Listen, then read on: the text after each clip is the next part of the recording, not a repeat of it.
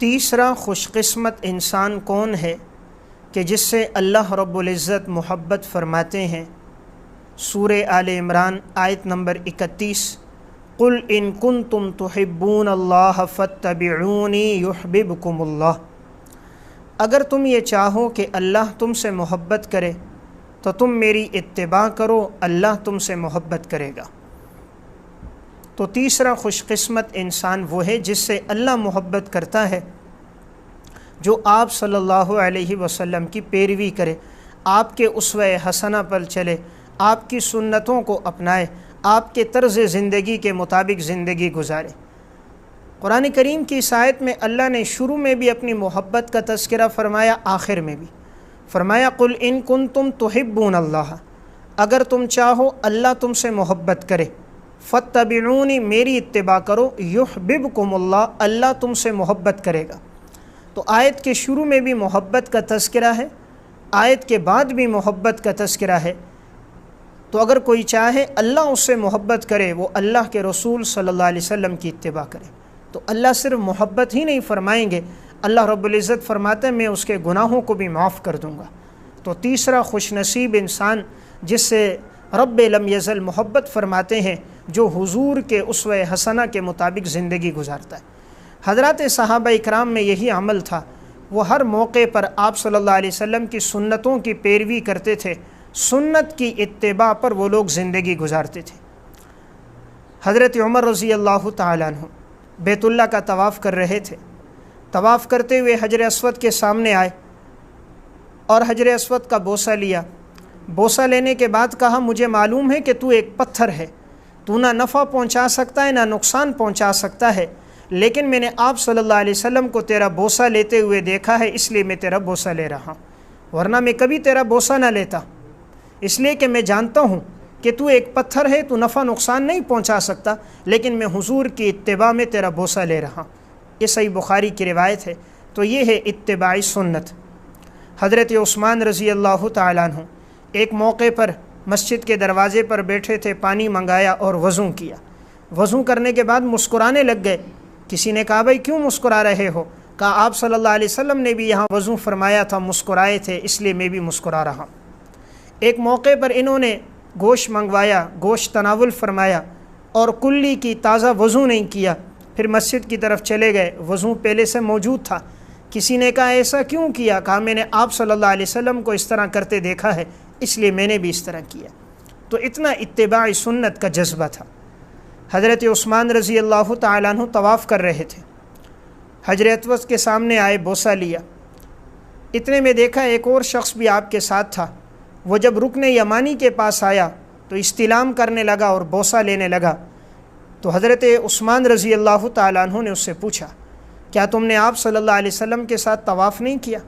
تمہیں معلوم نہیں کہ آپ صلی اللہ علیہ وسلم نے اس کا بوسہ نہیں لیا؟ انہوں نے کہا ہاں حضور نے تو بوسہ نہیں لیا رکن یمانی کا۔ تو انہوں نے کہا جب نہیں لیا تو تم کیوں لے رہے ہو؟ طرز زندگی اپنانی ہے تو حضور کی طرح اپناؤ، حضور کی اتباع کرو، جو کام حضور نے کیا ہے وہ تم بھی کرو۔ تو میں عرض کر رہا تھا اتباع سنت، تیسرا پسندیدہ انسان وہ ہے جس کی زندگی میں آپ صلی اللہ علیہ وسلم کا اسوہ حسنہ ہوگا، وہ حضور کی اتباع کرنے والا ہوگا۔ صحابہ اکرام آپ کے ہر قول فعل عمل کی اتباع کرنے والے تھے۔ علامہ ابن عساکر رحمۃ اللہ علیہ نے تاریخ مدینتی دمشق میں حضرت عبداللہ ابن مسعود رضی اللہ تعالیٰ عنہ کے حالات میں لکھا، آپ صلی اللہ علیہ وسلم مسجد نبوی میں تھے، آپ نے فرمایا بیٹھ جاؤ۔ عبداللہ ابن مسعود کا ایک پاؤں اندر تھا، ایک پاؤں باہر تھا، وہیں چوکھٹ پر بیٹھ گئے۔ آپ صلی اللہ علیہ وسلم نے بعد میں بلایا، ابن مسعود چوکھٹ پر کیوں بیٹھ گئے؟ کہا یا رسول اللہ آپ نے فرمایا بیٹھ جاؤ، میں ایک قدم آگے رکھتا آپ کے حکم کی نافرمانی ہو جاتی، تو بھلا میں کیسے رکھ سکتا تھا؟ اتنا اتباعی سنت تھا۔ حالانکہ حضور کا مقصد جو اطراف میں کھڑے تھے انہیں بیٹھانا تھا، لیکن عبداللہ ابن مسعود نے فرمایا یا رسول اللہ آپ کا ارشاد میرے کانوں میں پڑا، اسی لیے میں بیٹھ گیا۔ تو اس لیے انسان زندگی ایسی گزارے کہ اپنی زندگی میں اتباعی سنت کے جذبے کو لے کر آئے۔ سنن ابی داؤد کتاب الادب باب ما جاء فی البنا، اس کے تحت ایک واقعہ ہے۔ آپ صلی اللہ علیہ وسلم ایک جگہ سے گزر رہے تھے، آپ نے دیکھا کہ ایک گھر تھا، اس پہ ایک قبہ بنا ہوا تھا۔ آپ نے پوچھا یہ کس کا گھر ہے؟ آپ کو بتایا گیا فلاں انصاری صحابی کا گھر ہے۔ آپ صلی اللہ علیہ وسلم نے قبے کو دیکھا، آپ کو ناگواری محسوس ہوئی۔ اگلے دن وہ صحابی مجلس میں آئے، انہوں نے سلام کیا، آپ صلی اللہ علیہ وسلم نے اعراض کیا۔ دوسری طرف سے آئے، سلام کیا، آپ نے اعراض کیا، توجہ نہیں کی۔ پھر سلام کیا، آپ نے اعراض کیا۔ وہ سمجھ گئے اللہ کے رسول صلی اللہ علیہ وسلم مجھ سے ناراض ہیں۔ صحابہ سے پوچھا کہ حضور مجھ سے ناراض ہیں، آخر مجھ سے کون سی ایسی غلطی ہوئی ہے؟ تو انہوں نے کہا کہ آپ صلی اللہ علیہ وسلم تمہارے گھر کے پاس سے گزرے تھے، تم نے گھر پہ قبہ بنایا، یہ حضور کو پسند نہیں آیا۔ وہ صحابی اٹھے اور اسی موقع پر گئے اور قبے کو بالکل گرا دیا، اور آ کر حضور کو بھی نہیں اطلاع دی کہ میں نے گرا دیا۔ چند دن کے بعد آپ کا گزر ہوا تو آپ نے کہا یہاں تو ایک قبہ ہوتا تھا، آپ کو بتلایا گیا کہ جب آپ نے ان سے اعراض کیا تو انہوں نے فوراً گرا دیا۔ تو دیکھیں اس واقعے میں ہمارے لیے سبق کیا ہے کہ صحابہ اکرام کی زندگی میں اتباع رسول، اطاعت رسول اور حضور کی خوشنودی کتنی تھی کہ حضور کو وہ پسند نہیں تھا تو فوراً گئے اور انہوں نے قبہ گرا دیا۔ اس لیے تیسرا خوش نصیب وہ ہے کہ جس سے اللہ محبت کرتا ہے، وہ انسان کہ جو آپ صلی اللہ علیہ وسلم کی اتباع کرتا ہو۔ حضرت خریم اسدی رضی اللہ تعالیٰ عنہ، ان کا واقعہ مسند احمد میں ہے۔ اس صحابی کے بال کافی بڑے تھے اور ان کے پانچے بھی ٹخنوں سے نیچے لٹکتے تھے۔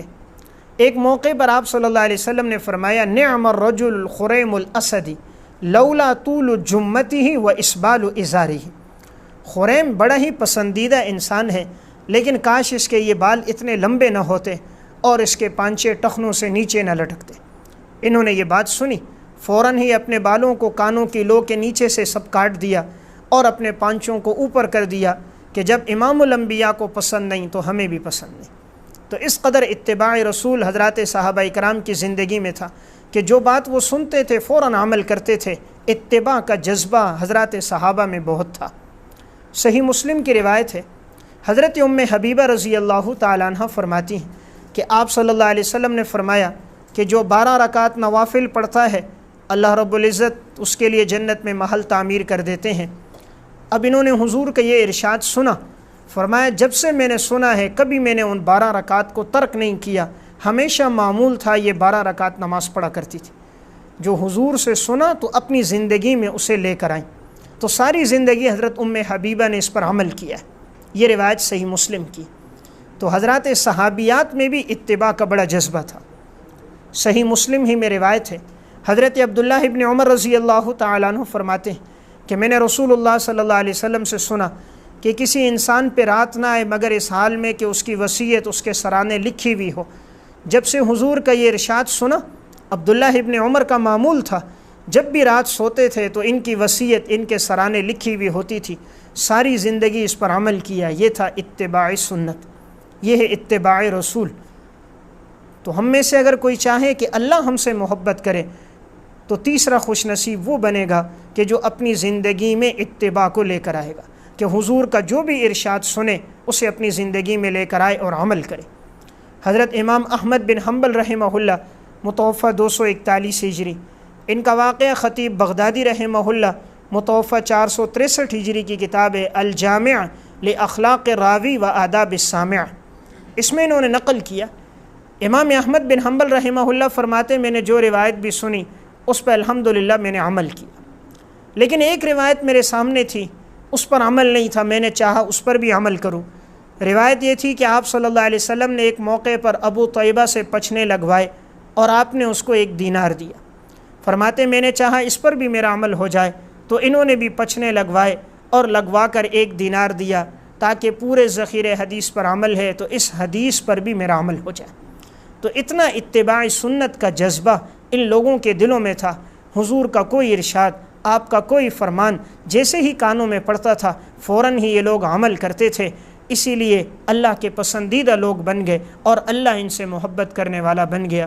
تو تیسرا خوش نصیب انسان جس سے اللہ محبت کرتا ہے وہ ہے جو آپ صلی اللہ علیہ وسلم کی اتباع اور پیروی کرے۔ ہمیں بھی چاہیے کہ حضور کے اسوہ حسنہ کے مطابق زندگی گزارے۔